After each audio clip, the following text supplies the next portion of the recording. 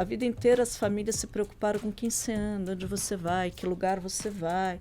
E, de repente, você tem um smartphone que te permite acesso a tudo do mundo, mas, inclusive, o lado ruim do mundo. Essa raiva borbulhando no coração desses homens, conectado com as redes sociais, que estão criando espaços bizarros, câmaras de eco que estão amplificando esse ódio contra as mulheres, estão levando a consequências estruturais, sistêmicas, horríveis. O controle parental é eficiente. Mas a gente sempre trabalha com os jovens atualmente que, assim, senha de celular e computador, a gente tem que saber. Não significa que a gente vai ver, mas você tem que saber que a gente pode ver. Eu vejo influenciadores e movimentos na internet que estão oferecendo respostas supostamente simples para os meninos e homens para o que está acontecendo hoje.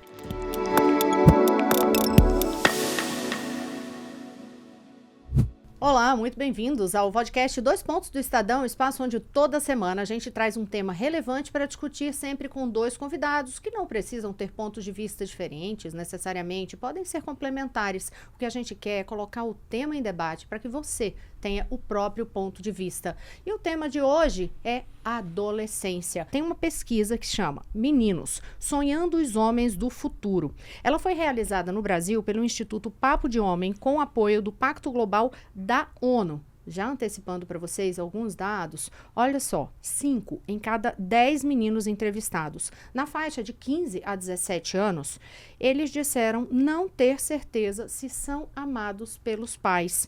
Tem um ponto aí de rejeição que vai ser muito abordado nessa pesquisa e que é exposto em relação justamente a esses meninos na adolescência.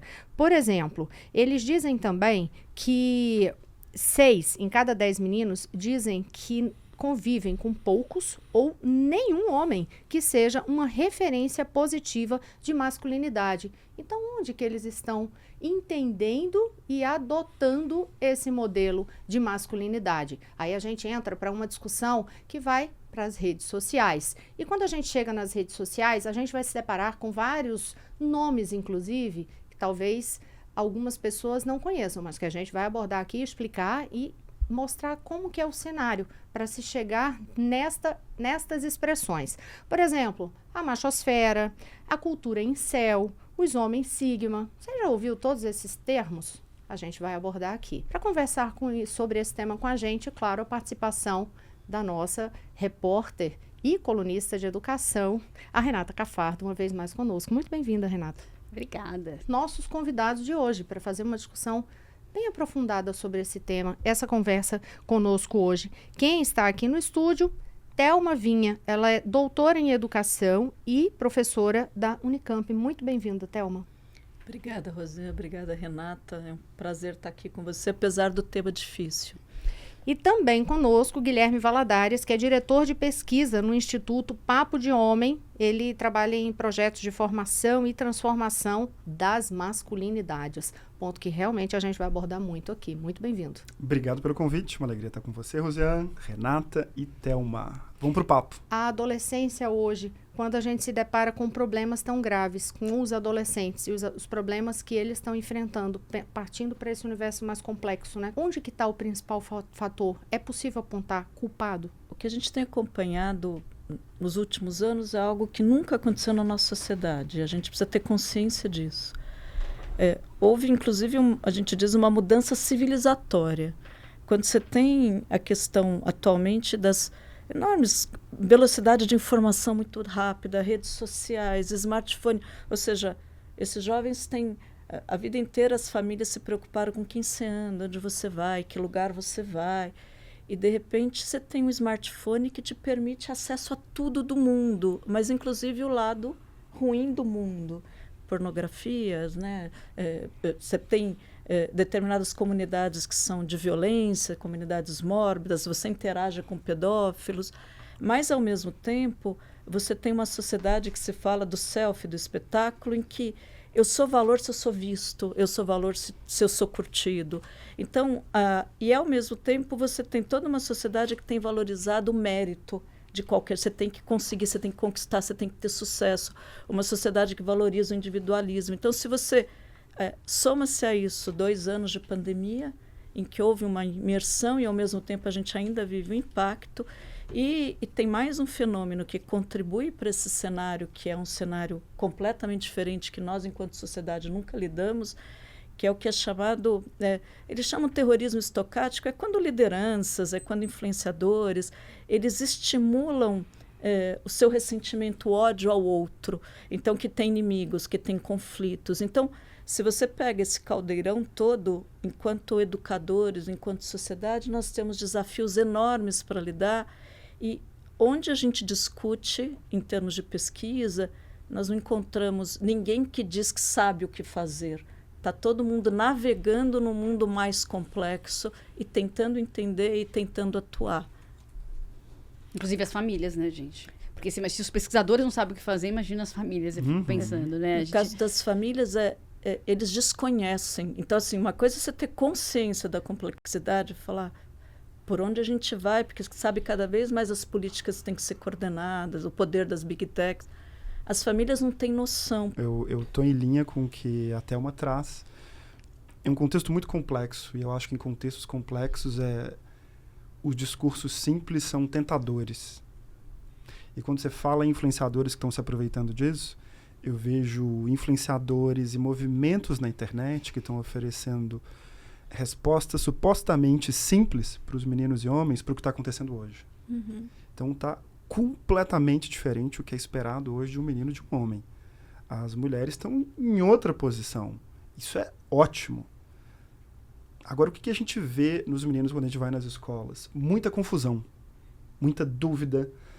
Eu não esqueço, quando a gente fez o primeiro grupo focal dessa pesquisa, há mais de 2 anos, e a gente fez uma pergunta inicial, tinha alguns meninos na sala. O que é ser menino? Aí a primeira coisa que a gente escutou de um menino foi: ser menino é ter medo. A gente ficou impactado, né? Menino? Você não é menina, você não está apanhando, sendo assediado. Como assim ser menino é ter medo? Quem mais aqui se identifica com isso? E era um grupo na sala que tinha meninos heterossexuais, bissexuais, menino cis, menino trans, menino de diferentes raças e classes sociais. E quase todos ecoaram. A gente quis entender, medo de quê? Medo de falhar, medo de não saber o que significa ser homem, medo de que a qualquer momento eu vou errar. Aí eles diziam assim, ó que curioso, a gente entendeu que não se deve ser agressivo, machista com as meninas. Mas o que a gente faz? Só que eram meninos, né? Homens a gente ficaria sem paciência. Falaria, olha no Google. Com os meninos você fica assim, tá, o que vocês querem saber? Eles tinham muita pergunta. Desde coisas que pareciam bobas, né? Tipo?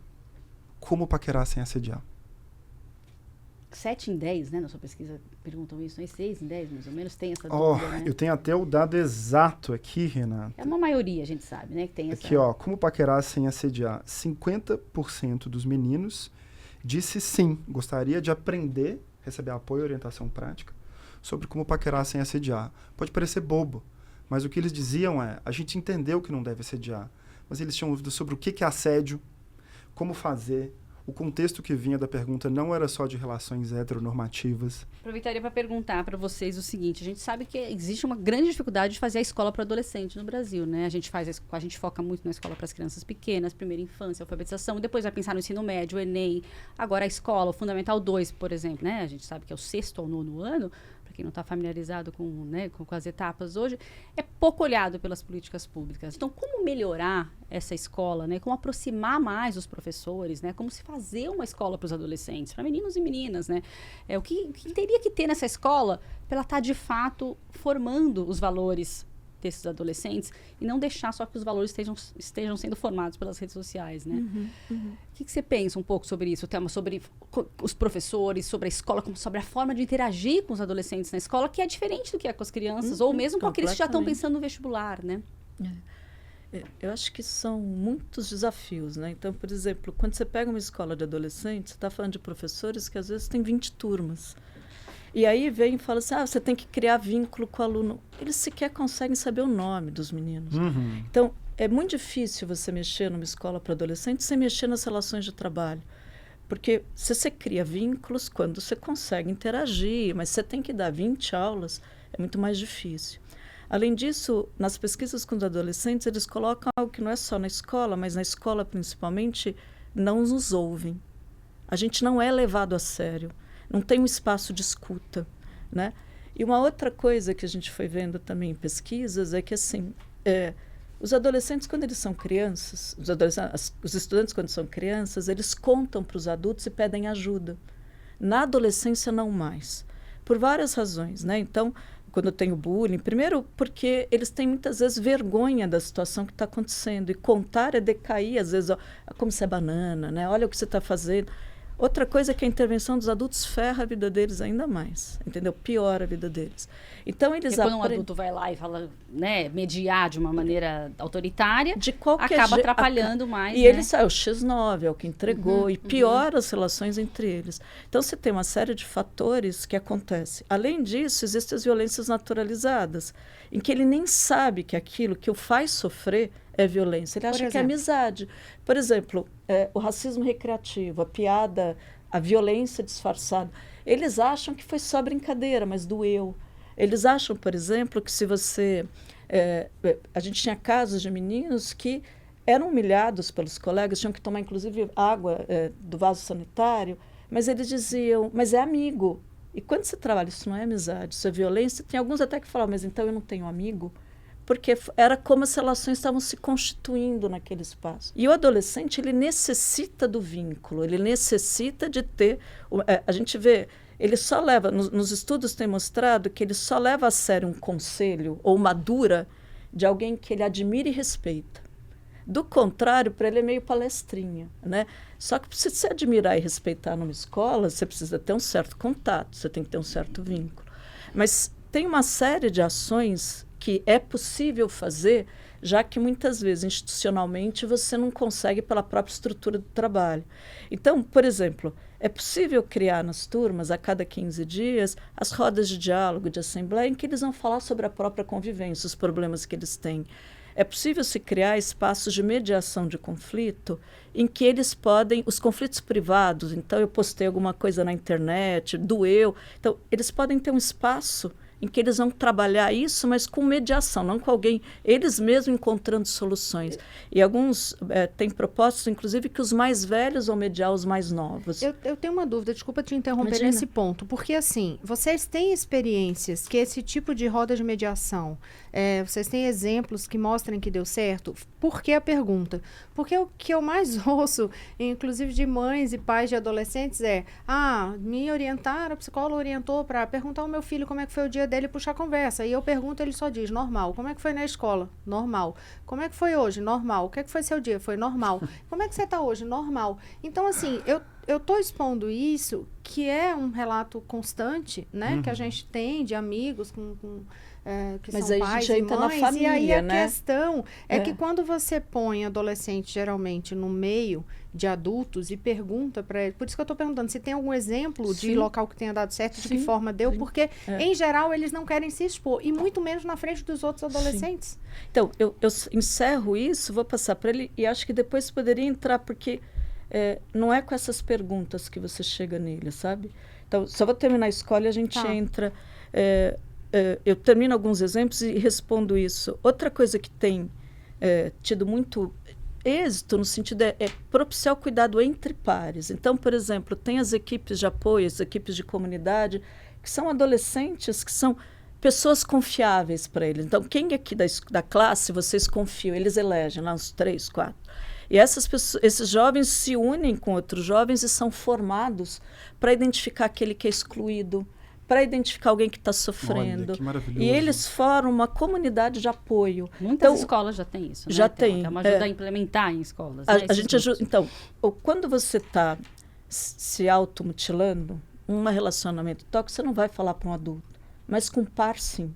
Então, isso também é algo potente. Além disso, além de assembleias, de espaços de mediação de conflitos, você tem que ter... por exemplo, você faz um mapeamento daqueles que estão sozinhos na sala. Então, nesse mapeamento, por exemplo, um professor que tem 20 turmas não consegue olhar para os 30 de cada turma. Mas se você dividir, né, entre os adultos 5 para cada um, ele cria, fala os pequenos nados. Os pequenos nados são: eu te vejo, eu sinto perto de você, a gente está atento, sabe? Eu crio um vínculo. Então, você faz com que nenhum menino fique abandonado, nenhum menino ou menina. E só por fim, tem uma outra questão que eu acho que é fundamental, é ter temas e o trabalho com conteúdos, com temas que sejam muito mais significativos para o universo deles. E, além disso, essas questões de internet, então, por exemplo, a gente desenvolveu um programa, né, nessas escolas, em algumas escolas com adolescentes, em que sempre tem que pensar que não pode ser um programa sem eles, tem que ser com e feito por eles, porque eles dominam isso muito mais do que a gente. Com certeza. E eles planejam conosco que tem assim, desde que você vai contratar alguém.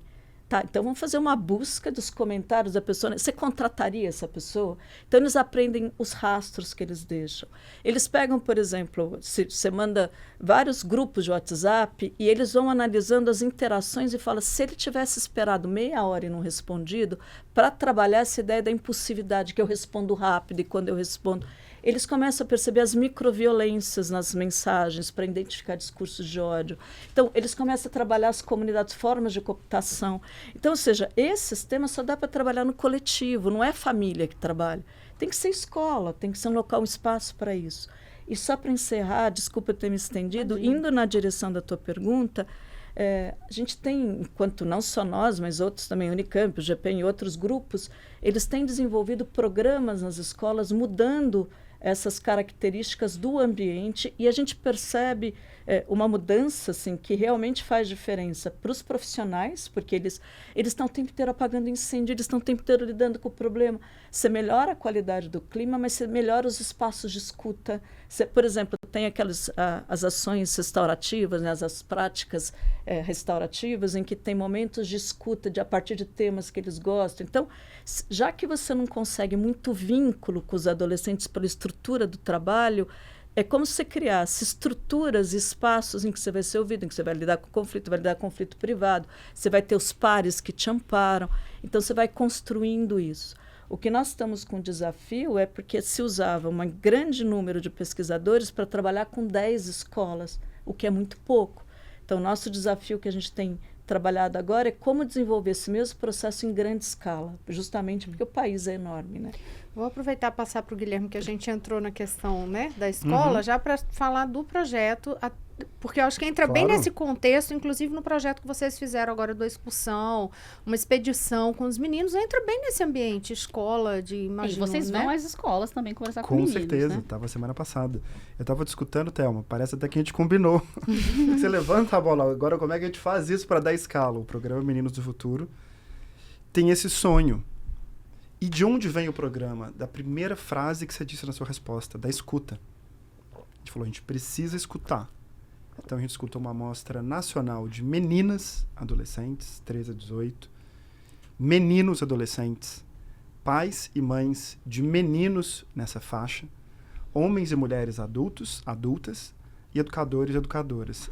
Numa amostra interseccional, em que a gente pode fazer recortes específicos de raça, de orientação sexual, de classe. Então tem esse grande momento de escuta, quali e quantitativo. O momento quali em Brasil, México e Argentina, e quantitativo centrado aqui no Brasil.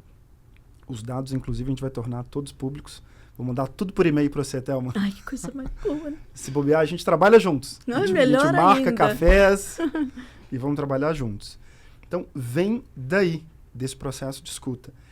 Muito centrado, se a gente quer trabalhar a transformação dos meninos em futuros homens, no que as meninas estão dizendo, o que as mães estão dizendo. Não só porque é o que a gente acha que é o correto, por inúmeros motivos, centrar na escuta das mulheres, mas também porque quando a gente vai nas escolas é muito interessante. Quem nos chama para trabalhar com os meninos? As mães de meninos. Não são os pais de meninos que articulam para a gente estar lá. É claro. Quando a gente vai nas Elas empresas... que mandam para as coordenadoras, que também são mulheres, Aham. diretoras, que também são mulheres. Só que são elas curioso, todas interessantes. quando a gente vai nas empresas, não são os homens que nos chamam. São as mulheres que coordenam os times de RH, de diversidade, que nos chamam. É sempre uma mulher que nos chama para conversar com os meninos ou com os homens. Então o programa procurou unir essa grande escuta e fazer um desenho que funcionasse na perspectiva dos adolescentes. O que a gente queria? Que eles pirassem, que eles falassem, isso é incrível. Sabe, gerar um boca a boca? Então, cara, você tem que participar, cara. Foi incrível. Então a gente desenhou o programa, a gente está rodando pilotos em escola pública, escola particular, espaço esportivo e o nosso que mora no coração, pelo menos no meu coração, que é na montanha, que a gente levou um grupo de 11 meninos super diversos para acampar. Então, a gente está falando de meninos brancos, meninos negros, meninos de diferentes classes sociais, menino que é atleta, menino que é sedentário, menino gamer, menino cis, menino trans.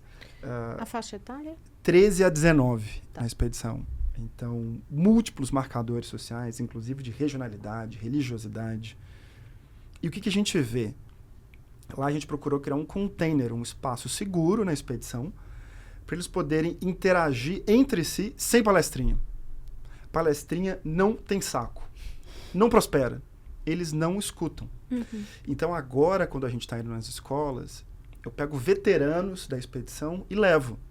Quem que eles vão escutar mais? Eu, com 40 anos, ou um menino de 18 anos que luta boxe, que não sei o quê, que estava na expedição e que não sabia lidar com as emoções e fala sobre como ele aprendeu a lidar com as emoções em grupo. Você acha que esse é um ponto central, desculpa te interromper, os homens e os meninos aprenderem que eles podem expor suas emoções e como eles devem lidar com as emoções? Você acha que essa é a grande questão que talvez precise para famílias, para mães e pais que estão nos ouvindo, que precisa ser trabalhado com o menino de hoje? É um ponto absolutamente central. Absolutamente, porque ele perpassa tudo. Primeiro, o que eu recebo como kit da masculinidade de um país como o Brasil é: eu tenho que ser provedor, protetor, reprodutor e autossuficiente. Só isso. Protetor, provedor, reprodutor e dá conta de tudo sozinho e não pede ajuda. Você está falando isso nos bastidores, né? Não cabe emoção aí, né? E os meninos estão carregando isso. Isso é o que é chamado de a caixa dos homens. Eles carregam isso até hoje. Isso não está tão atualizado quanto se imagina, ainda mais quando a gente viaja Brasil afora. Então, na minha visão, faltam espaços intencionais que vão conversar com esses meninos numa linguagem que ele entenda, que ele abrace. Então, por exemplo, a gente estava falando aqui da roda reflexiva.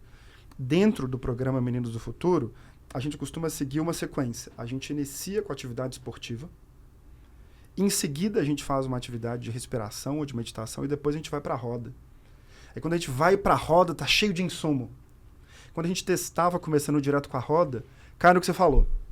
Fica meio travado, às vezes roda, mas parecia que tinha um freio de mão.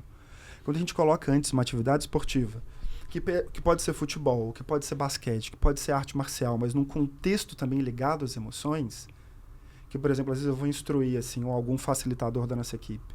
A gente vai jogar um futebol por 20 minutos. Presta atenção nas emoções que você sentem. Aí na hora da roda o menino diz assim, não, eu fui bater o pênalti, eu errei, eu falei, é culpa desse desgraçado que falou isso. O outro falou, não, é culpa dele. Aí um falou, eu senti raiva, eu senti alegria, eu senti excitação. Olha, agora vamos meditar um pouco. A gente começa a estar, nomear as emoções, como processar emoções. E agora? Quais são momentos no dia a dia que brotaram emoções difíceis? Eles começam a falar da família, da escola, das relações, do namoro. Que interessante. E engraçado é impressionante, isso também, gente. né? Nomear as emoções. Uma das práticas. Nomear as emoções. Você tocou práticas. num ponto aí, gente. É muito difícil. Acho que até pra gente adulto, muitas vezes a gente não sabe nomear as emoções que a gente está sentindo. Então, para um adolescente que ainda por cima está com um turbilhão de dúvidas na cabeça e de descobertas, qual mais difícil nomear? Porque a partir do momento que nomeia, talvez seja um passo para ele entender também o que está sentindo, né? Tem uma pesquisa que mostra que quanto mais matizes de emoção alguém consegue, porque não é só tô bem, tô mal, né? Normal. Quanto mais matizes ele tem, bem, mais mal, emocionalmente ele consegue se conhecer e expressar.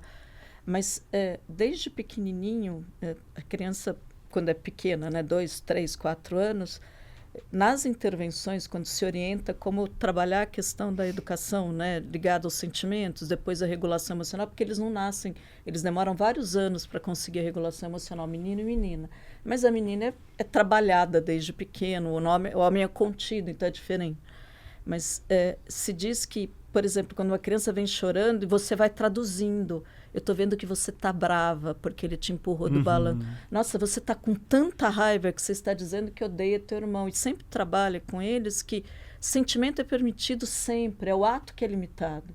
Então, você tem todo... Não existe sentimento bom, sentimento ruim, né? Mas as suas atitudes é que são reguladas. Então, eu posso ter sentimento de ódio, de ciúme, mas eu não posso ter atos de raiva. Porque eu só consigo regular meu ato quando eu permito sentir, não é uma coisa que explode. Eu começo a identificar o que eu sinto e vou trabalhando a regulação das ações. Só que desde pequeno a gente ensina a criança que o sentir é errado, que ele não pode sentir isso, que ele então nomear os sentimentos. A gente fala para a criança, mas por que você está chorando? Não foi nada, né? Sim, ou mesmo dizendo, mas uma menina tão bonita chorando desse jeito, ou ai, meu coração fica apertado, porque como você quis. Então, ao invés de dizer, você está com raiva, estou vendo que você está, nesse momento, você ama teu irmão, mas nesse momento você está odiando o teu irmão. Sim. Tudo bem, entendeu? Você não pode abater no teu irmão, mas né, você ficou com tanta raiva que você chorou, então é isso mesmo. Como é que você lida, né? Com essa raiva. Vocês falando isso, eu às vezes trago algumas coisas aqui, assim, que como meus filhos já são grandes, aí às vezes remete nessas conversas eu lembrar. Vocês falando sobre exprimir o que é a emoção, eu lembro muito de uma passagem do meu filho mais velho, porque assim, você via que ele não estava bem. O que é que você tem, meu filho? Fala o que é. Ele disse assim, eu estou com agonia interna. Isso virou uma piada interna lá em casa, porque tudo a gente fala, tá com agonia interna. Estou com agonia interna. E ele pequenininho, ele não sabia explicar, ele não sabia dar nome para o sentimento dele, mas ele estava angustiado, então ele estava com agonia interna. Até hoje a gente ri com essa história, quando a gente vê ele ele já tem 23 anos, quando ele está meio quieto no canto, ele está com agonia interna, meu filho, hoje. Então assim, mas por quê? Porque fala o que está sentindo, mesmo que venha uma agonia interna e não soubesse que o nome era angústia. Sim, né? E sem saber por quê.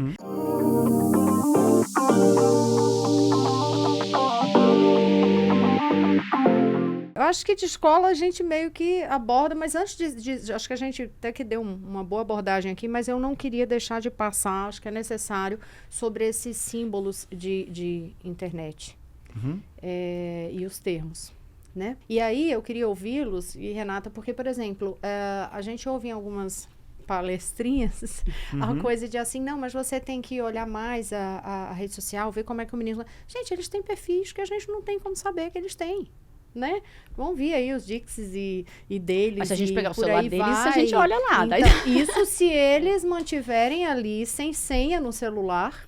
Tem que saber a senha do celular do filho, idade, né? Depende da idade, porque é difícil você dizer para um filho de 17 anos que você tem a senha do seu filho de 17 anos. O celular é a vida da pessoa. Fica até a dúvida aqui para vocês responderem, porque quando você diz a uma criança ali de 9, de 13, mas a gente está pensando também no adolescente de 15, de 17.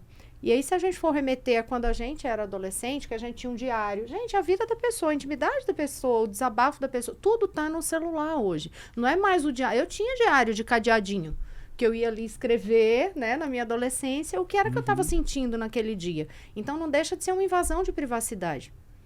Eu não sei, vamos até... discutir. Então, vamos eu discutir. Discordo, eu não acho discutir, porque realmente eu não sei. Eu não sei até onde vai isso aí, eu entendeu? acho que vocês podem falar melhor do que eu até, mas, gente, pelas pesquisas que a gente faz e os especialistas que eu tenho ouvido, é claro que você não vai entrar no celular do seu filho para ficar vendo quem beijou quem na festinha. Não é esse tipo de mensagem que você vai ficar procurando. Mas você vai esbarrar. Quando não, mas você pula, vai em frente. Mas você vai ter visto. Mas você não foca nisso. Você não vai focar nisso, mas não tem como você não entrar. O que você acha, Thelma? Acho que a Thelma é melhor que eu para falar isso. Você não entrar na conta do Instagram, você não vê as buscas que estão sendo feitas no buscador, no Google, os vídeos que estão sendo vistos. Tem controles parentais que fazem isso por você também, aplicativos que fazem e mandam relatórios diários para os pais. Viu esse vídeo. Eu não sei se tem uma idade para isso parar, se até uma acha que tem uma idade. Eu também já ouvi alguns relatos de quando chega, inclusive, a polícia na casa de meninos que estão cometendo atos criminosos, os pais não sabem sequer a senha do computador do filho, para dar para a polícia entrar no computador. Escutei isso no podcast recente. A gente escutou. Sim, a juíza falando isso. Eu acho que a gente tem que saber, sim, a senha do celular e deixar bem claro para os filhos que a gente está cuidando deles e cuidar. Isso é cuidar, não é invadir. Mas vamos lá, esse limite da idade. O que você acha, Porque é isso, eu tenho uma dúvida, porque uma coisa é você você falar isso, vida real, tá, gente? Uma coisa é o mundo Claro. ideal, a outra é a vida real. Uma coisa é você falar isso com uma criança de 8, de 10, de 13. A outra é você falar isso com um menino de 17, 18 e 19. Mas vamos lá. Então, 19 Me é oriente, chamar de idade nos adulta. oriente, nos oriente. A gente não falou dos símbolos, mas eu posso falar Ah, depois. fala. Dos memes Dos e tal. emojis, Os emojis, é. Eu acho que você trouxe uma situação que é dilemática mesmo. Enquanto sociedade, a gente está... E se nós pegarmos os estudos antes dos smartphones, da mobilidade, todas as pesquisas diziam, bota um computador no meio da sala, em lugar coletivo. Que saudade, né? Que a gente tem dessa época. Acesso discreto. E agora eles têm um smartphone que eles conectam com o mundo. Então, muito da nossa lógica de privacidade e respeito, ela passa a ser questionada pelo seguinte: quando nossos filhos vão para algum lugar, a gente pergunta onde vai. E você sabe que teu filho tem 13 anos e está indo numa festa, que todo mundo vai beber, que tem pedofilia, que tem, por exemplo, pessoas que se automutilam, pessoas que ensinam você a desenvolver, inclusive, transtorno. Você fala, não vai? Não vai. O celular também permite isso, como permite o melhor da humanidade, mas o pior da humanidade. E é uma idade que eles são muito jovens ainda, para lidar com algumas coisas. E aí até entra depois, no outro momento a gente fala de essa coisa de dele chegar e falar, mãe, olha o que eu estou vendo, ela vai fazer diferença, pai, olha o que eu estou vendo, mas a gente fala disso depois. Então, a gente precisa... primeiro que deveria ser, a gente não pode individualizar e particularizar um problema que é complexo, deveria ser problema de Estado. É o Estado que a gente tem que lutar muito para que eles regulem as redes sociais, que tem esse poder de deixar a gente encontrar mais de 10 mil páginas, por exemplo, em Twitter ou entrada em Telegram, em que isso é exposto, em que a misoginia é exposta, em que é automotivo. Então, como que isso é permitido que as nossas crianças, que estão lá no ECA, que deveriam ser protegidas, acessem isso tão facilmente? Então, esse é um primeiro ponto. O segundo ponto é, no momento, nós não temos isso. Então, se nós não temos, a gente tem que protegê-los. Mas esse limite do que eu vejo, primeiro, o controle parental, ele te ajuda nisso. Você determina a quantidade de horas, você determina palavras, você põe lá tais palavras, se tiver site com tais palavras não pode entrar. Então, você consegue regular isso. Mas a gente também discute que, assim, antes dos 12, 13, inclusive, nada de celular, é celular emprestado da mãe, do pai.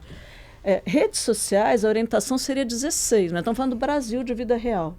Então, como eles sabem, por exemplo, na França é proibido o celular entrar em redes sociais, eles entram por VPN, eles entram por outros países, claro. eles entram.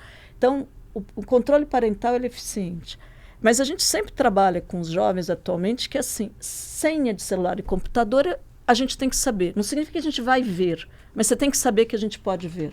E você vai percebendo sinais. Se você vê a pessoa está um tempo demais no computador, você vê, por exemplo, uma criança que se autocortou, uma criança que não está bem, ou começa, de repente, a falar coisas, a se preocupar, tem que dar uma checada. Usar termos que não se que fala não em costumavam casa, usar. que ninguém usava, Então, de repente, né? você vê uma criança que nunca se preocupou com peso começando a se preocupar demais. Vai olhar o que ela está navegando. Só que o que ela trouxe também é importante, porque não significa ficar olhando muita conversa privada. Mas, por outro lado, o Instagram tem pedófilos. Faz um perfil que você vê como eles vão... Então, de vez em quando tem que olhar, mas com cuidado, inclusive, de não falar, eu vi lá o que você respondeu para fulana, sabe?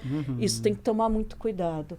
Mas, então, em síntese, a orientação é controle parental, a orientação é ter senha, eles têm que saber que a gente... E se mudou a senha, fica bravo.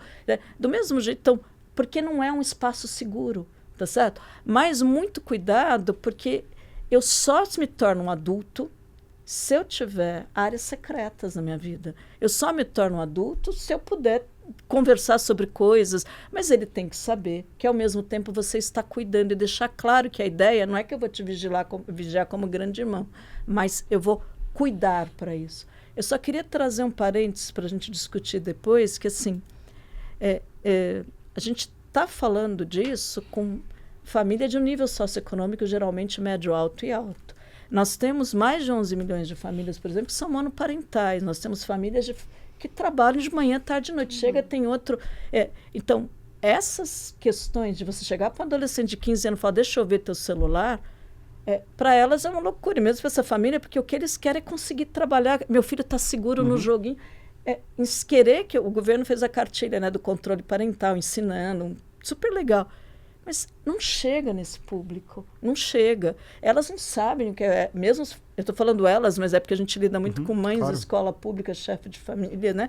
Mas eles não sabem o que é controle parental, eles não sabem o que está acontecendo, eles não sabem o que é Discord, eles não sabem o que é joguinho. Então, essa discussão tem que ser feita muito fortemente e a gente luta pela... Mas uma ideia de que assim, a escola pode fazer esse papel, de sentar com essas famílias, de discutir sobre isso. Vou colocar né, mais fogo nisso para chegar no Guilherme ainda nessa mesma pergunta, né? Isso tem limite de idade. Se você pergunta como é que você tá e isso não é da sua conta, qual é a reação desse adolescente de 17 anos, por exemplo, para responder qual é a sua senha do celular? Se não vem a mesma resposta, isso não é da sua conta. Tudo bem, eu posso pegar lá no máximo e dizer assim, então tá bom, esse celular você não tem mais. Ele vai arrumar outro, gente. Vai entrar na rua, vai entrar no celular da outra pessoa, vai entrar no computador em qualquer canto. Eu tô jogando lenha porque que você faz em casa, né? Eu tô jogando a lenha porque é isso, é a vida real. Sim, claro, tem né? que ser e a isso vida do mundo acadêmico, a vida desse privilégio que a gente está tendo aqui de poder discutir a fundo um assunto necessário. Mas a vida real faz você esbarrar nesse tipo de situação. Sim. Com certeza. Comentando brevemente, até para a gente também ir para as outras questões, né? Concordo muito que tem que ter um nível de controle, né? Eu acho que é importante eles saberem que tem um olhar do pai, da mãe, que eles não estão ali à revelia. Então, acho que tem uma camada que é o controle parental, e me veio aqui de falar não só do diálogo que tem que ter, que eu acho que é consenso, mas lembrei de uma história que a gente escutou no final da expedição. Um dos meninos desceu da montanha e aí ele diz assim para a mãe: mãe, eu descobri porque eu usava tanto celular em casa. A vida lá é muito chata. Na casa dele, né? Eu quero voltar para a montanha, eu quero voltar para a natureza. Então me vem também isso de como é que a gente oferece outras opções, outras rotas. É claro que tem o caminho do controle, do olhar, mas também pode ser um caminho que vai chegar numa situação limite para pai, mãe, adolescente, né? Então, até onde vai? E me vem muito isso. Se discute hoje o déficit da natureza, de experiências ao ar livre. É claro que muitas vezes você não vai ter acesso a isso, mas muitas vezes não está sendo pensado. É uma coisa de não fazer, de não se estruturar. Na expedição, a gente fez junto com a Outward Bound Brasil, que é uma ONG que está no mundo inteiro e no Brasil, que trabalha o desenvolvimento humano por meio da natureza, de expedições. Leva crianças, leva adolescentes. Disclaimer, eu sou um instrutor de lá, então eu sou suspeito, eu sou muito fã.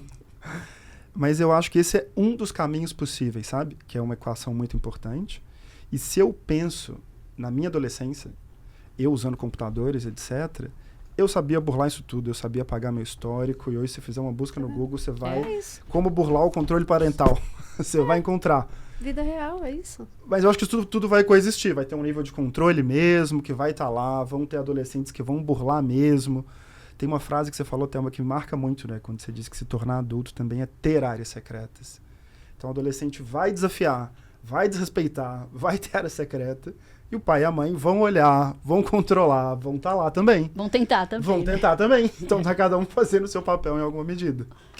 É um pouco do que eu vejo. Tem outros termos que vieram dessa machosfera, ou figurinhas, como a figurinha, uma máscara da Ilha de Páscoa, por exemplo, né? Uma pedra, né? Não, a máscara é uma pedra, né? Que tem lá, e que isso também significa o sigma, que seria, é uma coisa até difícil de explicar. Se você começa a perguntar para os meninos, eles não sabem explicar. Sigma seria um cara que não liga muito para a opinião dos outros, que é um autossuficiente, um cara que não necessariamente agride mulheres, mas ele veio de uma origem ruim, né? Todos esses termos, o copo de vinho, que é uma figurinha, né? Que também que eles usam, um emojizinho do copo de vinho, um emojizinho da Red Pill, são todos esses relacionados com algo muito pesado, mas que hoje os meninos estão usando de uma forma engraçada, né? Eu até queria que vocês falassem um pouquinho disso. Por que os meninos...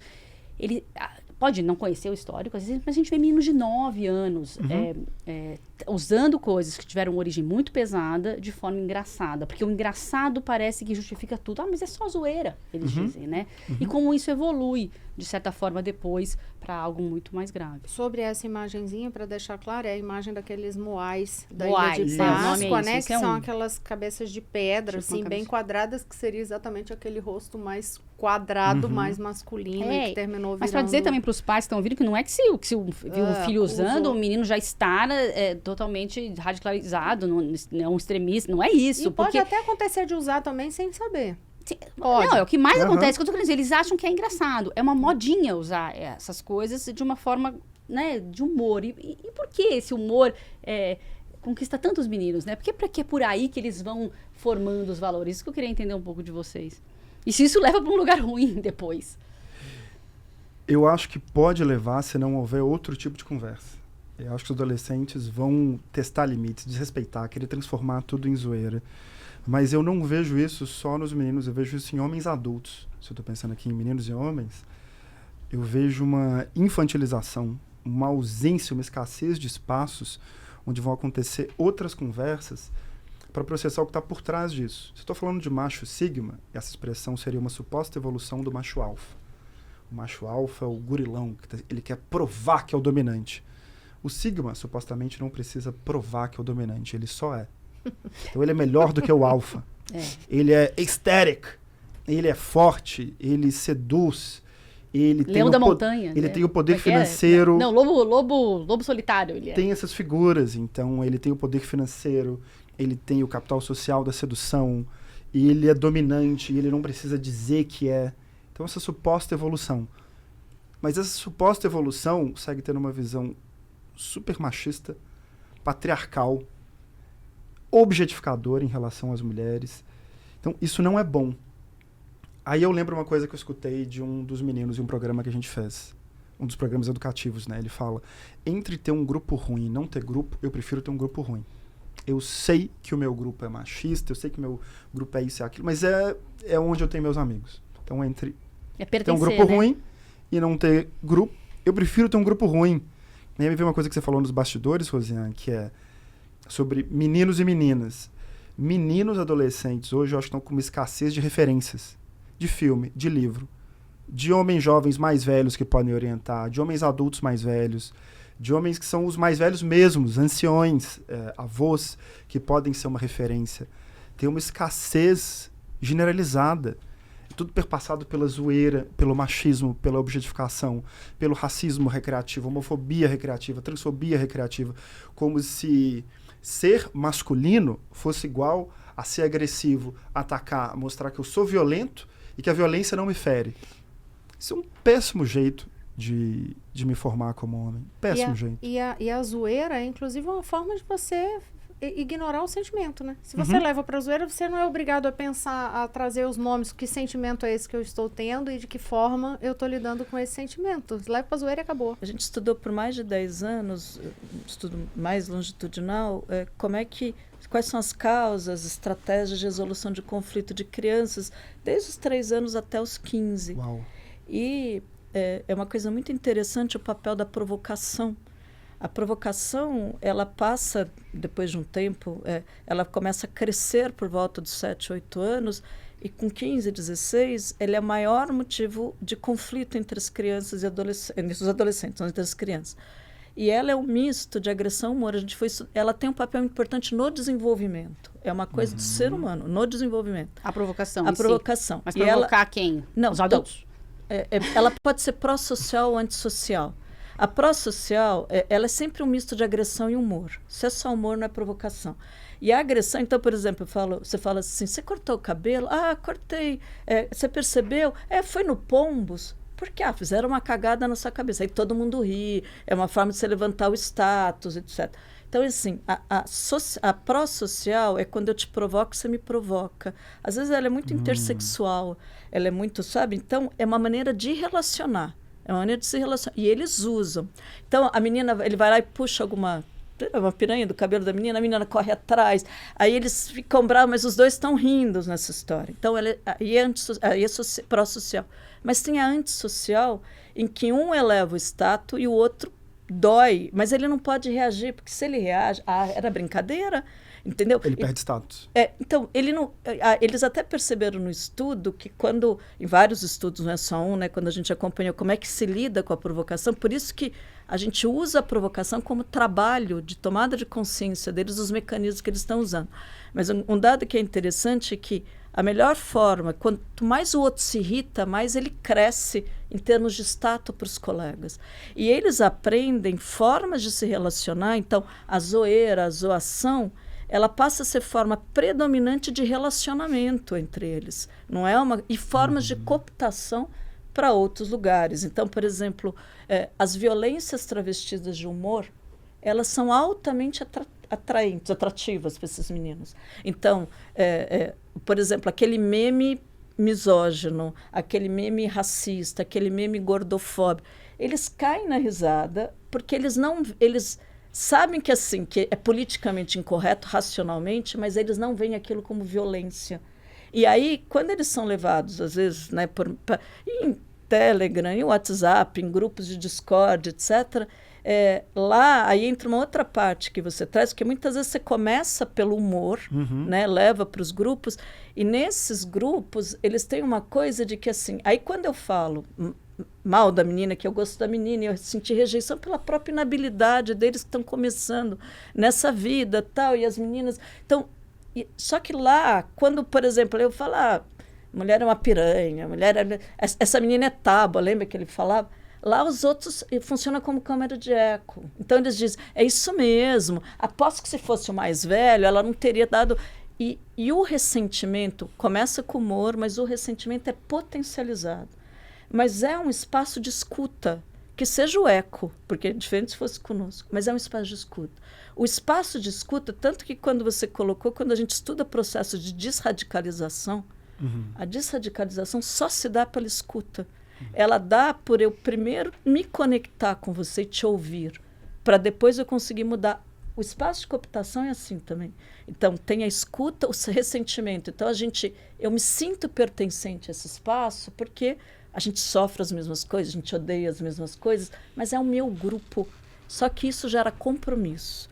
Então, é muito difícil eu agir diferente, porque eu tenho um palco, eu tenho um comprometimento com esse grupo. Então, mesmo em outros espaços, eu ajo dessa forma porque é um grupo que me causa um comprometimento. Eu fico pensando, por que eu estou aqui, literalmente, hoje, fazendo esse trabalho e aqui com vocês conversando? Não é porque algum dia eu acordei e falei, vou espalhar a palavra para os outros homens, porque, enfim, eu sou muito bom, sou muito virtuoso. Eu fui criado numa família, numa estrutura muito machista, que veio do interior de Minas.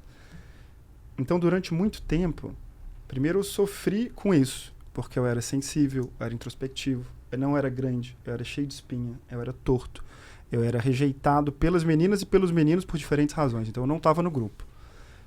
Eu participei de fóruns que hoje seriam fóruns chamados de misóginos ou sei lá o quê. Por quê? A gente estava conversando disso dos bastidores, né? Na minha visão, solidão. Eu me sentia profundamente confuso, rejeitado, distante também do meu pai, que já estava separado há muito tempo.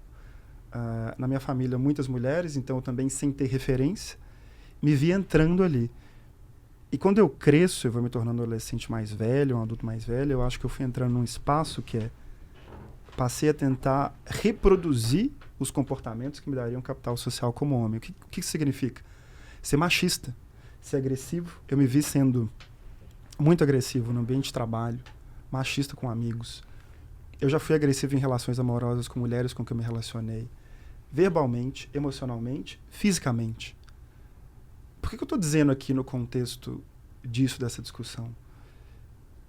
Boa parte dos homens com que eu converso nas rodas tem um caldeirão de coisas que causou em outras pessoas, que nunca falou sobre isso, que nega profundamente, que não assume, não se olha no espelho. Então, que chance tem de operar em si uma mudança? Então, quando eu falo disso tudo, para mim são ações que eu preciso olhar. É claro que eu pedi desculpa para as pessoas envolvidas, para os amigos, para as amigas, para as mulheres com as quais eu fui agressivo. Mas isso faz com que eu precise seguir olhando para esses temas até meu último dia de vida. Eu não tenho uma carteirinha de Homem 2.0, eu não tenho um livro que diz, como ser agora o homem não machista, siga a palavra e tudo resolvido. Isso não é simples, isso é dolorido, isso é difícil. Significa que os maridos, pais, irmãos, filhos da gente vão ter que olhar para isso também, para esse caldeirão horroroso, pensando na imensidão de meninos e adolescentes que não estão cometendo crimes, mas que estão confusos. Me vem a temática da sua pergunta, Rosiane, quando você falou em rejeição e raiva. Eu vejo esses temas imensamente presentes nas rodas com meninos, adultos e homens velhos. Eu vejo homens de 60 anos não conseguem processar a rejeição da esposa, da mãe, da filha, das mulheres, com um discurso agressivo, misógino. Eu vejo isso nos homens de 15 anos. E o tema da raiva. Eu vejo a raiva borbulhando em homens de todas as idades e todo contexto. Então, para mim, são dois sentimentos especialmente importantes de serem trabalhados, porque essa rejeição, essa raiva borbulhando no coração desses homens, conectado com as redes sociais, que estão criando espaços bizarros, câmaras de eco que estão amplificando esse ódio contra as mulheres, estão levando a consequências estruturais, sistêmicas, horríveis. Quem tiver no mapa de violência contra as mulheres, né, o Fórum de Segurança Pública, dizendo, acho que o estupro está 1 a cada 6 minutos, ou 1 a cada 8 minutos, a última estatística. A violência contra a mulher, 1 a cada 2 minutos, dados oficiais. E boa parte dos meninos ainda não sabe o que é assédio, o que é violência, como você comentou, sabe, Thelma? O que você traz, e super agradeço a um depoimento tão, né, tão profundo, Nossa, tão que corajoso, 3 mulheres ouvindo né? ele 3 falar mulheres isso, ouvindo né? isso, tão profundo e tão corajoso. Guilherme, que bom que você chegou nesse estágio de poder falar para ajudar outras pessoas, né? A ver isso e ver, sim, é preciso parar e discutir. Acho que é uma coisa também super comum de a gente ouvir assim, mas adolescente é sempre assim mesmo. Adolescente sempre foi rebelde, o que é que mudou agora? Vocês já ouviram isso. Mas aí muda, né? O ambiente da escola, aí chega um pai ou uma mãe. Gente, vamos e convenhamos. Acho que até a própria mudou muito, mudou o universo, mudou inclusive a forma como os pais se relacionam com a escola. Sim. Né? Eu me lembro que, assim, minha mãe nunca precisou ser chamada em escola, enfim. Mas eu me lembro quando na sala de aula tinha alguém que era chamado o pai em sala de aula, era um vexame. Era uma vergonha, até para o aluno ali, o respeito que o pai tinha pela escola, é tudo muito diferente. Eu com os meus filhos em escola, eu cheguei a ir levar meu filho em escola e presenciar barraco, não tem outra expressão, de mãe indo lá discutir porque o celular do menino tinha ficado prendido. Quer dizer, é outra coisa, não era para dar uma bronca no menino que não estava assistindo aula na sala de aula porque estava zoando com o celular e passando figurinha e tudo mais. Não, então mudou muita coisa, né? Aí eu chego nos pais, fazer isso, e chego nos pais. Até que ponto, por exemplo, os sinais vêm. Vocês falaram muito, principalmente a Thelma aqui. Observa os sinais, né? Observa os sinais, se o filho está assim, está assado. Mas até que ponto nós, eu vou colocar, né, com mãe, com tudo, nós, pais e mães, temos dificuldade de enxergar, porque é como se eu dissesse assim, se eu enxergo que o menino está com um problema, significa que a culpa é minha. E aí eu fecho meus olhos porque eu não quero ver. Essa eu vou começar por ela, que está bem nesse ambiente do estudo de escola. Eu não sei se faz sentido o que eu estou falando, mas às vezes me dá essa sensação, até que ponto... Uma vez eu vi uma psicóloga falando assim, olha, o sucesso ou o fracasso do seu filho não é extensão do seu sucesso ou fracasso. Isso me tocou muito profundamente. Mas a gente, como pai e mãe, tende a querer fazer como se aquele cordão umbilical tivesse continuado. E até que ponto não enxergar porque isso significaria enxergar que é impotente. Vou só acrescentar uma coisa que eu acho que a gente também pode ir para a questão mais propositiva. O que os pais podem fazer? Podem fazer. Né? Eu acho até uma fala muito sobre vínculo, da importância do vínculo. Já falou de professores, mas dos pais com os filhos também. Né? O que é ter vínculo? E no começo, você falou que ainda ia dizer que perguntas que tinham que ser feitas para os adolescentes, não essa pergunta, como foi a escola? Que perguntas que são, de fato, que vão talvez levá-los a conversar mais com os pais ou ter vínculo, né? Porque a gente fala muito isso, em teoria, né? Mas é importante ter o né? vínculo, mas é como que você adquire esse vínculo? Ainda mais que eles vão para outro mundo, né? Sim. Se você puder falar um pouquinho. Eu não vejo uma ideia muito de culpa de família, mas eu vejo de responsabilidade, que é diferente. Porque, assim, E dizendo assim, o mundo está muito difícil. A gente tem trocentas mil... Eu tenho certeza que você trabalha, você chega em casa, você tem aquele 500 mil mensagens, e aí tem academia, tem que dar conta do mercado. Então, muitas vezes a gente está sempre muito ocupado. E as nossas relações com eles é muito assim, você fez a lição, você fez tal coisa. E aí tem a dificuldade do vínculo, sabe? Eu acho que quando fizeram a base curricular nacional, por uma série de movimentos políticos na época, retiraram tudo que é gênero da base, era proibido. E nós sabemos, em termos de instituição social, a própria Constituição mostra que, no Brasil, a responsabilidade de educar não é só da família. É uma responsabilidade da família, da escola e da sociedade. É uma responsabilidade compartilhada coletiva. A família ela vai educar muito para o teu universo privado, para os valores que essa família tem. Esses valores podem ser respeito, mas podem ser valores do machismo, do racismo. E esses valores podem ser transformados quando entra numa escola. A escola ela vai educar para o mundo público, para o mundo coletivo. Então, esses valores, a escola tem obrigação de transformar em valores socialmente desejáveis. O que acontece é quando você proíbe que se fale de gênero, que se fala... Quando você tira... Eles tiraram até gênero alimentício, né, da base. Então, quando você proíbe isso, você não tem um mediador. Porque, às vezes, o pai, por exemplo, aquele pai está achando que tudo bem. Então, você não tem alguém que vai mediar no público, no espaço, uma escuta qualificada, uma mediação dessas falas, alguém preparado que vai trabalhar isso com eles, tanto com menina como com menino. Então, quando você tira isso da educação, a sociedade toda sofre. Porque é num espaço coletivo, com profissionais, em que você vai poder falar sobre aquilo que me faz lidar com a frustração, com o ressentimento de ser rejeitado socialmente, das minhas dificuldades, tá certo? Então, eu acho que a gente tem que lutar muito para que essas questões ela esteja no currículo escolar, porque o que os estudos mostram é que ela é en passant. Um professor, uma palestrinha, a semana tal... Não, isso é motivo. E o aumento da intolerância, se nós não tratarmos disso de uma outra forma, cada família vai fazer do seu jeito. Aí, entrando no que vocês trazem, existe uma coisa que eu acho que é interessante, que é assim, as relações de escuta na adolescência, elas não começam na adolescência, elas começam muito antes. A primeira coisa que tem que ter é que, muitas vezes com o adolescente, a gente está muito preocupado se eles deram conta das coisas, se bateu no outro, se está fazendo não sei o quê, se protegeu. Mas você tem poucas relações de prazer junto com a pessoa, de fazer coisa junto. E é o fazer coisa junto que tem o vínculo. E o fazer coisa junto pode ser pegar na escola e comer um hambúrguer com batata frita, mesmo que você seja vegano, sabe uma coisa assim? Você vai, porque é o que ele gosta, sem você falar do problema que você está comendo. Você está comendo muita gordura nesse momento. Então, é quando você vai, por exemplo, e faz se eu não tenho grama na montanha, mas eu vou no parque, fazer faz uma trilha. Uma trilha. Todo mundo pode. E aí vão rir de você, porque você é mais lerdo, e ele vai rir, é isso mesmo. Então, você precisa ter momentos de conexão, porque ele tem que se importar com essa relação. Isso é fundamental. Esse é um primeiro ponto. Criar propositalmente... Então, você vê aquela série, por exemplo, às vezes minha filha fica mostrando os filmes, que ela não nos ouça, né? Os filmes do TikTok, ouvir, né, então? Em que você fala, e que ela morre de rir. E às vezes, em vez de eu dar uma aula sobre aquilo, eu dar uma dor, eu vou rir junto. Mesmo que seja tão engraçado. Assistir junto esses vídeos que eles veem, curtos. Deixa eu ver esse. Isso. Eu passei a fazer isso com meu filho também, estou assistindo vários com ele. E ver umas séries que você, por exemplo... Então, isso é uma coisa. Outra coisa que eu queria trazer, assim, eles dizem com razão como eles não são levados a sério.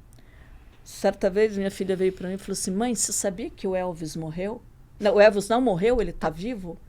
Na hora eu virei e falei assim, aposto que você ouviu essas besteiras no TikTok, né? Ela ficou tão indignada. Aí eu falei, santa, para mim, né? Corrige isso, tá certo? Corrige. Aí depois eu fui lá e falei, sabe o que eu estava pensando? Eu acho que você pode ter razão, né? Que argumentos você ouviu que te mostram que o Elvis está vivo? E aí ela começou a falar, eu falei, será? Pode até ser. Então, é aquela coisa... Eles falam que, muitas vezes quando eles dizem, a gente ri nas costas, e eles têm razão. Qual a idade? Ela, na época tinha 12. Mas aí a gente tem que ter, por exemplo, na época dos ataques, eu estava lá, a gente tentando salvar o mundo, porque a gente faz pesquisa sobre isso, e ela me liga chorando da escola. Quando ela me liga chorando na escola, e nunca chora, eu falo, nossa, E quando ela me liga, ela diz assim, você sabia que o Charlie, um menino que ela seguia no TikTok, ele vai sair do TikTok? E eu pensando, Deus querendo salvar o mundo, e ela vem me falar do menino do TikTok que vai sair do... Então, mas quando é nessas horas que a gente tem que parar e ouvi-los, sabe? Eu pedi licença, ouvi, e a escuta, não é escuta, para com isso, é minimizar o sentimento, é sempre na direção dos sentimentos deles. Então, essa escuta em que você fala, não acredito, mas quem os... Ela fala, aquele que você conhece, não tinha a menor ideia quem era, e eu dizia, aquele, nossa, eu estou vendo como você gosta dele. Então, sempre caminhar, nunca diminuir os sentimentos dele. Então, eu estou vendo como você está chateada, nossa, você gostava muito dele, etc. E é ela perceber que aquele problema que para nós é bobo, mas quando ela chega, o que a gente percebe é que eles precisam perceber, quando a coisa está difícil, eles têm com quem contar. Então, você tem que ter momentos em que eles sabem que eu vou ver alguma coisa que me choque, eu vou olhar para levar para Renata, e a Renata não vai tirar sarro, ela não vai me diminuir, ela não vai recriminar o que eu estou sentindo nesse momento. Então, esse vínculo ele não se constrói só na adolescência, ele constrói antes. E aí, só para encerrar isso, tem uma outra coisa que é importante, é ter o silêncio para eles falarem. Então, muitas vezes não é perguntar, mas às vezes é estar perto, quieto. Fazer alguma coisa, vamos tomar um lanche, ficar um pouco quieto, porque às vezes eles demoram uns 10, 15 minutos para contar alguma coisa. Nossa, super. E no aí, carro é um bom momento, o trânsito de São Paulo, você fica no carro sem quando não tá com 15 celular, minutos, né, de repente, fala alguma coisa, e você vê que não sei o que. E a gente finge que não está interessado. Mas, né? É isso, exatamente. Né? Então, eu acho que essas questões, elas nos ajudam na relação, né? Eu queria te ouvir, Guilherme, sobre esse ponto que eu levantei, que é assim, até onde o fato de os pais não enxergarem é porque temem que aquilo seja um reconhecimento de eu errei, ou eu, sabe, assim, esse erro é porque eu errei. Eu acho que boa parte dos homens nunca parou para elaborar direito o que sente. Então, isso que você falou que parece simples, eu acho que eu não estou olhando para isso porque eu não quero olhar para as minhas falhas ou as minhas dores. Que boa parte dos homens não tem essa elaboração. Por mais que possa parecer simples. Mas eu nem acho que seja uma coisa pensada, não. Eu acho que é mais... A sensação que me dá é que é mais assim. É o sentimento mesmo. É uma coisa muito profunda. Tipo, se a pessoa não percebe, por quê? Inconscientemente, o perceber significa se deparar ou com a impotência ou com o próprio erro. Achar que é o próprio erro. Claro. Isso me lembra uma pesquisa que eu vi... o que os homens costumam deixar em bilhete de suicídio. Aí as duas mensagens mais comuns são algum tipo de pedido de desculpa por ter sido um fardo ou por ter falhado. Você usou essa palavra, né? Ser um fardo. Então, tem muitos homens por aí vivendo uma vida de desespero silencioso. O Richard Reeves, que ele escreveu um livro que ainda não foi traduzido, mas é muito legal, que chama Of Boys and Men, ele fala nas mortes por desespero e como elas estão desproporcionalmente crescendo entre homens jovens e jovens adultos. Morte por suicídio, morte por vícios, por violências. Os homens suicidam quase 4 vezes mais do que as mulheres no Brasil, apesar de que as mulheres tentam mais, né? Mas os homens não pedem ajuda, não vão no psicólogo, não vai ao médico, não conversa, não se abre. E aí, quando a gente fez a pesquisa com os meninos, eu vou trazer alguns dados que eu acho relevantes, a gente vê 40% dos meninos se autodeclara viciado em celular. 18% se autodeclara viciado em games e pornografia. 48% pede ajuda, gostaria de aprender como superar o vício em games. 49% gostaria de aprender como superar o vício em pornografia. Então, estou falando de vício em games, celular, pornografia. Isso tudo trancado no quarto. Como é que eu lido com esse caldeirão? Rejeição, culpa, raiva. Não tenho referencial masculino, não falo disso com ninguém. Eu quero falar com alguém que eu admiro. Aí você falou na relação de qualidade, né, Thelma? Eu não estou com essa relação de qualidade com meu pai. Muitas famílias, o pai já está separado, está longe. Eu mal vejo ele. Quando ele me vê, ele me dá torra. Porque eu não estou comendo direito, não estou exercitando direito, eu não estou estudando para a faculdade, então só me dá torra. Então eu não consigo ter essa conexão, não tenho trânsito. Com quem que eu falo? Não falo. E esse não falo, muitas vezes, está também no pai, está também no avô. É quase como se fosse uma herança intergeracional que vai sendo transmitido. de um homem para outro homem da família. Eu não falo, eu não falo, eu não falo. Se eu não falo, eu não nomeio, eu não elaboro. Eu não tenho chance de ser outra coisa. Como é que eu vou ser o que eu não consigo ver? Se eu não consigo ser outra coisa, como é que eu vou oferecer outra coisa para os meus filhos? Se eles não estão vendo uma outra possibilidade do que é ser homem, do que é um homem que lida com cuidado, com emoções, com vulnerabilidade, se eles não conseguem conviver com isso, ver na prática como é, e não ter a palestrinha, sabe? Fica muito difícil.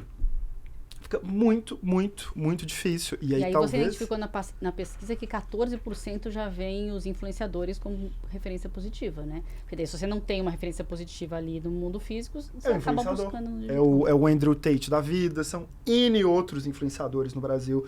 Tem hoje um movimento gigante, ligado à sigla MGTOW, Men Going Their Own Way. Se você busca em inglês por isso no YouTube, você compara no Google Trends, as buscas são comparáveis, feminismo e MGTOW. Sim. E, por exemplo, se fala muito no termo masculinidade tóxica, só que quando a gente testa esse termo com meninos e homens, tem uma aversão muito grande e muitas vezes uma incompreensão. O entendimento do que a gente está dizendo de que toda e qualquer expressão masculina seria tóxica. Que não é a ideia do termo, só que se ele não está sendo entendido, ele não está cumprindo o objetivo de comunicação. E quando a gente foi conversar com meninos e meninas em escola, a gente viu o cansaço de meninos e até das meninas em relação à perspectiva usual pela qual a discussão está partindo. E aí, para mim, volta numa outra coisa que você falou, Thelma, nas relações de prazer. Se eu não consigo criar para esses meninos um local em que eles podem refletir sobre o que é ser menino, ser homem, que também possa ter alegria, fica muito difícil desses meninos quererem voltar. Se eu não quero voltar, não tem continuidade. Se não tem continuidade, não tem mudança sustentável.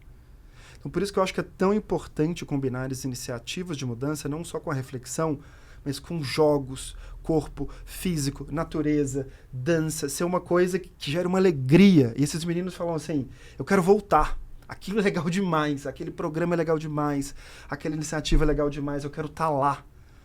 E eu acho que falta os homens adultos também se abrirem para isso. Porque os homens adultos muitas vezes estão completamente machucados. É uma coisa que a gente fala muito, né, nessas rodas. Pessoas machucadas machucam pessoas. Eu sei que soa como clichê, soa como um bordão, mas tem o seu fundo, né? Então como é que a gente transforma isso? Eu acho que muitos homens têm pânico de se reconhecer falhos, porque foram treinados para serem soldados que não falam, né? Só que isso é horrível, porque se eu não falo, eu crio uma couraça. E a couraça tranca todo mundo para fora, eu começo a gerar violência para as pessoas que eu amo, para as mulheres, para as filhas, para as mães, para todo mundo, né? Porque eu ando por aí com uma couraça. Uma coisa que foi muito falada, né? Qual que é o papel da família? Eu tava na casa de um dos meninos do documentário, conversando com o pai, a mãe, todo mundo. Aí o pai e a mãe falaram uma coisa que me marcou muito. Eles disseram, eu acho que a família nuclear sozinha não tem chance. A gente precisa confiar na família estendida. A família nuclear, pai, mãe, filho, sozinho, não vai ter chance. Tá muito difícil, tá muito complexo. E na casa deles, eles estavam vivendo isso. Chegou não sei quem, aí o pai começou a fazer comida, a mãe também, tinha uma mesa gigante, ia todo mundo almoçar. A família estendida. Então, daria um outro episódio inteirinho, né, de podcast, a rede estendida, a família estendida. Porque senão a gente joga uma pressão absurda na família nuclear, no pai e na mãe, que vão entrar em colapso. E se o pai e a mãe entrarem em colapso, o filho e a filha vão colapsar juntos, né? Então, me vem muito essa reflexão. Desculpa a fala longa. Nossa, a gente se empolga, ótimo, né? ótimo. Aí quando vê... A gente tá aqui encantada. Encantada, querendo que eu todos vi. os homens ouçam esse podcast. Isso, não pois é. verdade? Por favor, querer. vamos levar ele pra propagar casa. ele.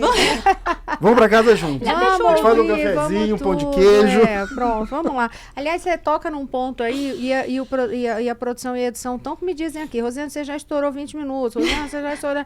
E eu tô aqui, eu digo assim, não, mas eu vou continuar conversando. Vamos lá. Simbora. Mas é porque tem coisa que a gente precisa, não adianta, você traz, e até você que é mineiro, ainda por cima, me remeteu mais ainda, quando você fala, o homem fica em silêncio. E é aquele silêncio eterno, né? O silêncio do homem da caverna ali. Ele está permanentemente na caverna dele em silêncio absoluto. Aí me remeteu uma coisa muito típica, que é assim, o homem, ele tá muito estressado, o tal tá estressado, vai pescar. Uhum. E a pescaria é o silêncio. É mais uma vez o silêncio. Interessante. Mais uma vez é o silêncio. Você tá lá no meio do rio, é o silêncio. Mulher tá estressada, ela faz o quê? Ela junta um monte de amigo e vai tagarelar até se cansar. Não estou falando todos, eu estou falando de uma forma bem Sim. geral, mas é muito mais comum, Uhum. né? É muito mais comum a gente se expor, a gente ligar e chorar, e a gente dizer, eu estou Sim. precisando do teu colo. E assim, Claro. o dizer eu te amo para uma amiga, e quando a gente quase Ou pro não filho. ouve, ou pro pro filho, filho e também, é o tão homem dizer pro difícil filho. ouvir o homem falar para um amigo homem, eu te amo. Tem um fenômeno que eu muita vejo coisa. muito, que é, eu escuto às vezes o homem de meia idade dolorido, quando ele vê o pai dele se derretendo de amores pelos netos e netas. Eu escuto demais, tá? Ele diz assim, o senhor nunca falou que me amava, né? Agora o seu neto, sua neta, você ama. É o toque físico, é o afeto. Cansei de ver quando a gente faz rodas de diferentes gerações, o homem de meia idade, aquilo dolorido, não recebeu o amor desse homem mais velho. E por que esse mais velho se transforma assim, né? Eu tenho curiosidade de saber. Realmente os avós às vezes têm uma outra relação com os Acho que eles netos. estão vendo hoje que o tempo mudou e que permite isso. E aí quando tem a segunda chance, sabe? Que eu não fiz isso com a minha filha, não fiz isso com meu filho, mas agora vem meu neto, minha neta. Agora eu posso. Agora E eu o grau vou. de cobrança eu que vou já sol- tá outro também, É né? outro. É outro. Passou por muita coisa, né? Passou Isso, por muita coisa. A produção já está dizendo aqui, isso é tema para outro programa também, entendeu? O homem dolorido Opa! da meia-idade. Mas até uma anotou aí quando falou o curioso da pescaria, eu quero te ouvir, porque você na hora anotou. Não. É, porque assim, isso aí dá pano pra manga, né? É, o silêncio aí. E eu imagino que nesse ambiente, só para a gente já ir finalizando, esse ambiente que vocês pesquisam, é mais difícil, de fato, extrair dos meninos do que das meninas nesse ambiente de pesquisa? É que os meninos, como aparece, ele usou o termo raiva, né? A gente vê a frustração, o ressentimento, é muito mais difícil porque a sociedade diz que isso é errado para eles. As meninas, elas mostram um outro sofrimento que está tendo na internet, mas que a sociedade acha que é tudo bem, que é a magreza excessiva, que é o corpo perfeito, a preocupação enorme com a estética, aquele padrão idealizado que... Então, desde muito pequeno. Então, elas se gostam muito menos. Então, é aquela coisa mais ou menos assim, eles têm raiva do outro e elas têm raiva delas desde muito cedo, mas elas não dizem isso. Elas dizem, eu tenho que arrumar aqui, eu tenho que emagrecer, eu tenho que não sei o quê. E as meninas... a fala das meninas, elas podem sentir, elas podem chorar, isso na nossa sociedade é muito mais valorizado, né? Mas o que a gente tem visto, assim, cada vez mais eles falam menos. E falam menos, os meninos falam menos, inclusive em escolas, etc. E não querem falar, como ele trouxe muito bem o Guilherme, existe... eu não aceito falar de, lá vem vocês falando disso de novo, então tem que ter uma outra forma de abordagem com eles. Porque Qual? aquela... Assim, socorro, né? Meu qual é assim, ele no traz socorro. vários indícios. Ele fala, vamos Sim. começar pelo esporte, mas presta atenção Aham. nisso. Então, você pode ter outra... Então, eles têm se recusado a falar dessas questões diretamente. E eles, pela dificuldade de elaborar, é muito difícil eu falar de coisas que podem me machucar. Então, o que a gente tem identificado em adolescentes, inclusive, eu não quero te ver sofrendo, porque me dói, eu não sei como lidar, mas eu também não quero falar de coisas que doem para mim. E isso é sério, porque ao mesmo tempo que eu não demonstro empatia, não é que eu não sinto, mas eu não consigo saber como é que eu faço. Porque a gente tem visto que, às vezes, o contato com a dor do outro me faz desmoronar. E eu não posso desmoronar. Eu só queria trazer uma coisa, por fim, que tem assim... quando eles são adolescentes, às vezes no momento em que você está mais ocupado, eles dão sinais que querem deitar na tua cama para falar de alguma coisa. Nos momentos que você está lá ensandecido, ele vem na cozinha, assim, começa e quer te mostrar alguma coisa, você fala, como é que eu vou ver o TikTok? Mas a gente tem que ficar atento a esses momentos, porque às vezes você está disponível naquele dia, fala, vou lá com o meu, né, arrasar. Ele bate a porta, não está nem aí para você. Então, a gente tem que começar a ver, sabe os canais em quando ele te busca? Porque às vezes ele te busca. E é nessa hora que você estabelece conexão. Às vezes morrendo de vou largar o computador, vou largar... Mas é nessas horas. Então, eles têm momentos próprios, porque você não consegue abrir a casca quando eles não querem, sabe? E nada pior para o adolescente que invasões indevidas nesse sentido. Ele se fecha e fala que não. Então, aproveitar esses momentos que eles nos buscam faz diferença para estabelecer conexão. Passar só para finalizar, se toda a vocês diferença. querem indicar algum site, algum perfil, alguma coisa, enfim, para quem está acompanhando a gente. Quer começar? Não, diga o Não, seu, você. contigo, é. Seu, lógico. O meu é sempre Uai. o Estadão. Então... Gente, um monte de coisa. Eu tô com uma pilha de livro aqui. Vamos Eu lá, vou então comentar dica. rapidinho. Eu mostro pra onde? Pode pôr Tem pra tanta cá, câmera? tua câmera Pra cá, ó. aqui. Esse livro aqui da Bell Hooks, Feminismo para Todo Mundo, é inteiro maravilhoso. O capítulo dela sobre masculinidade e o trabalho inteiro dela para nós é uma das maiores referências teóricas para o projeto Meninos Sonhando os Homens do Futuro. Ela fala que se a gente não for capaz de sonhar visões propositivas de futuro para as meninas e mulheres, ela adiciona para os meninos e homens, de maneira amorosa, talvez a gente vai ver daqui 20, 30, 40 anos os problemas se repetirem. E ela falou isso há décadas atrás. A gente está vendo problemas se repetirem com novas roupagens. Então esse livro aqui, uma grande referência. O guia que a gente fez sobre como conversar com homens sobre violência contra mulheres e meninas, que é gratuito, ilustrado. Sabe aquela coisa, quer que eu desenhe? A gente desenhou. Onde é que acessa, onde é que O consegue? link está para baixar na bio do Papo de Homem no Instagram, @Papo de Homem. Acho que dá para deixar A gente aqui bota. também na nossa descrição da... Baita programa. referência. A capa é horrível, mas baita referência para refletir sobre masculinidades com meninos e homens, sobre a sombra de Saturno, Educação Não Violenta, da Elisama Santos, Os Meninos São a Cura do Machismo, da Ana Queiroz. Então, são algumas referências. Meditação e ação para crianças. Muito, muito, muito maravilhoso.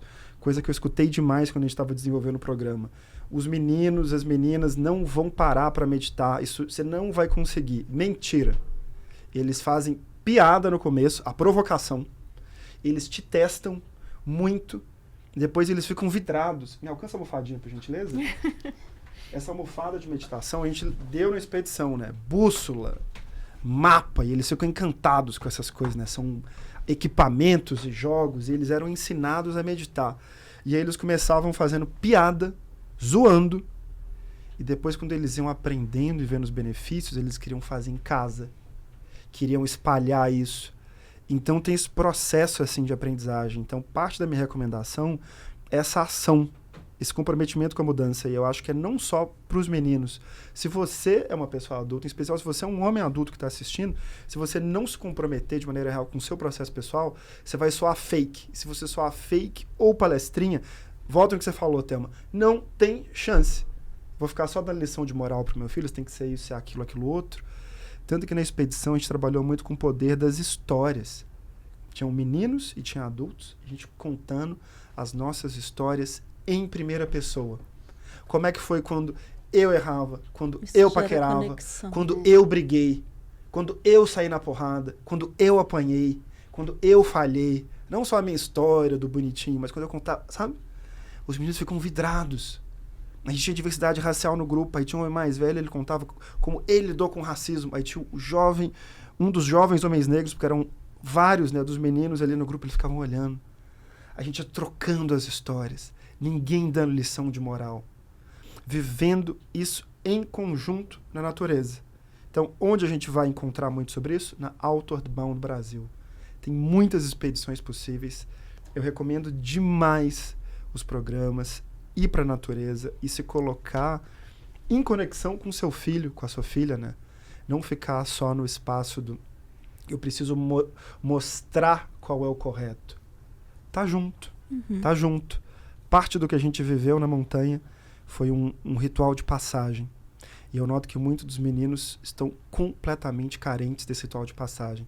As meninas, de algum modo, vão viver isso em outras instâncias, né? Com as suas mães, amigas, as mulheres da família.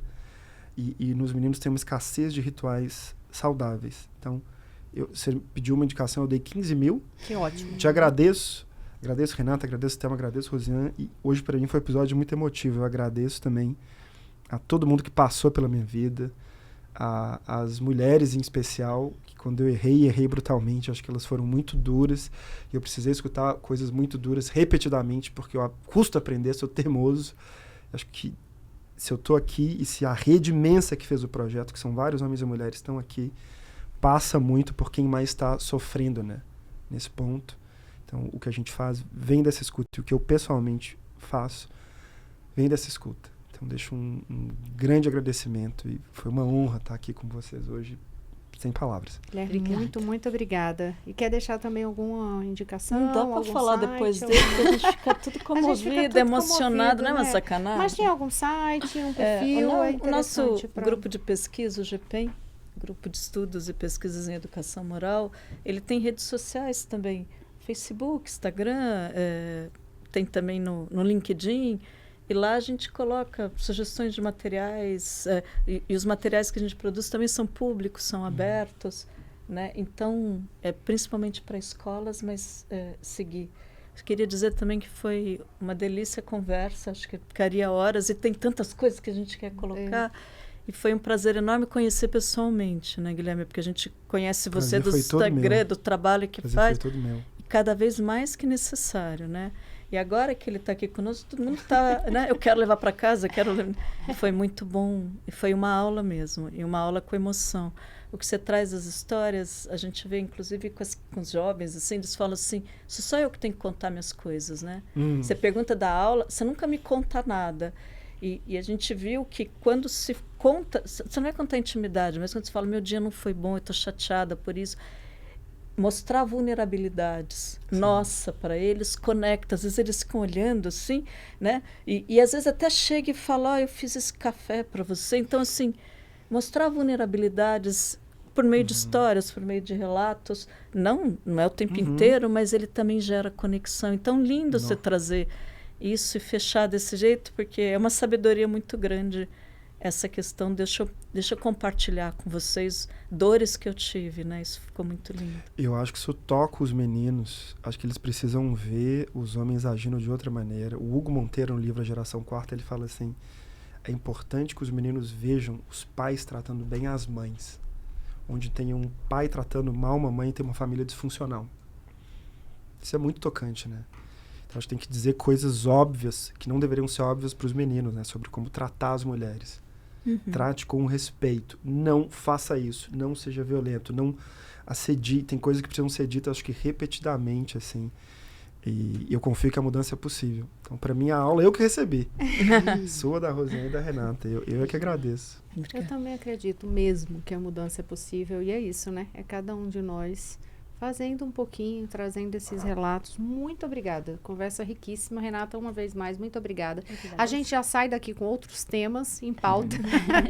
Já saímos com outros temas em pauta. E olha, só tenho que agradecer e agradecer, claro, sempre a você. Hoje um encerramento bem curtinho, totalmente emocionada também, que foi uma conversa de fato impactante. Muito obrigada, Renata, Guilherme, Thelma. Obrigada a você. Até semana que vem.